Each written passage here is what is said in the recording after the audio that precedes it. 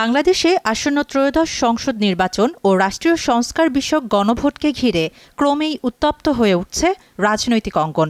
শেখ হাসিনার মৃত্যুদণ্ডের রায় ও তার দল আওয়ামী লীগের উপর নিষেধাজ্ঞা জারির পর পরিস্থিতি নতুন করে জটিল আকার ধারণ করে।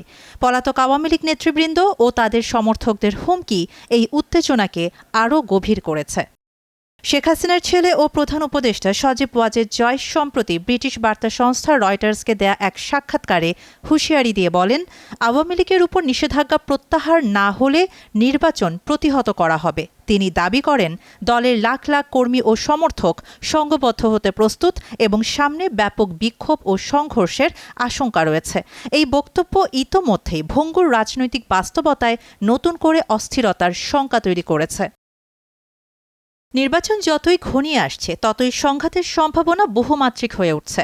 একদিকে আওয়ামী লীগ ও আইনশৃঙ্খলা বাহিনীর মধ্যে সংঘর্ষের আশঙ্কা রয়েছে, অন্যদিকে বিরোধী রাজনৈতিক দলগুলোর মধ্যেও প্রতিদ্বন্দ্বিতা বাড়ছে। বিশেষ করে আওয়ামী লীগের নিষিদ্ধ হওয়ার ফলে মূল প্রতিদ্বন্দ্বী বিএনপি ও জামায়াতে ইসলামীর মধ্যে ক্ষমতা ও প্রভাব বিস্তারকে কেন্দ্র করে সংঘাতের শঙ্কা তৈরি হয়েছে। অতীতে হাসিনা বিরোধী আন্দোলনে এই দলগুলো একসাথে থাকলেও এখন হাসিনা পরবর্তী বাস্তবতায় তারা পরস্পরের প্রতিদ্বন্দ্বী। একই সঙ্গে বিএনপির অভ্যন্তরীণ বিভাজন পরিস্থিতিকে আরও অনিশ্চিত করে তুলেছে। এই প্রেক্ষাপটে অন্তর্বর্তী সরকারের সামনে সবচেয়ে বড় চ্যালেঞ্জ হল আইনশৃঙ্খলা বজায় রেখে একটি শান্তিপূর্ণ, অংশগ্রহণমূলক ও সুষ্ঠু নির্বাচন আয়োজন করা। রাজনৈতিক বিভাজন যত গভীর হচ্ছে, আওয়ামী লীগের সংঘাতের হুমকি ততই অস্থিতিশীলতা বাড়াচ্ছে।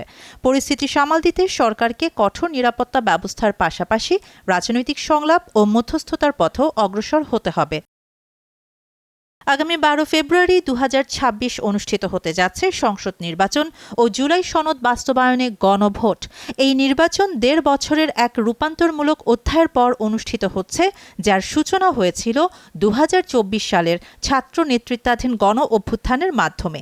সেই আন্দোলন শেখ হাসিনাকে ক্ষমতাচ্যুত করে এবং নোবেলজয়ী মোহাম্মদ ইউনূসের নেতৃত্বে অন্তর্বর্তীকালীন সরকার গঠনের পথ তৈরি করে। এই নির্বাচন কেবল সরকার গঠনের জন্য নয়, বরং রাষ্ট্রীয় সংস্কারের ভবিষ্যৎ নির্ধারণের জন্যও গুরুত্বপূর্ণ। নির্বাহী ক্ষমতা হ্রাস, বিচার বিভাগের স্বাধীনতা, নির্বাচন কমিশনের স্বায়ত্তশাসন এবং আইনশৃঙ্খলা বাহিনীর জবাবদিহিতা নিশ্চিত করতে জুলাই সনদে বিস্তৃত প্রস্তাব রাখা হয়েছে। তবে এই সংস্কার প্যাকেজ নিয়েও রয়েছে মতভেদ। সব মিলিয়ে বাংলাদেশের সামনে এটি একটি কঠিন পরীক্ষা।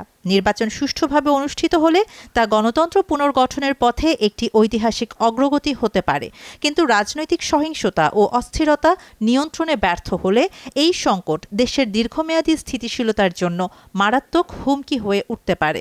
এখন দেখার বিষয়, এই সন্ধিক্ষণে বাংলাদেশ কোন পথে এগোয়। শাহানা জাহান, নয়াদিগন্ত।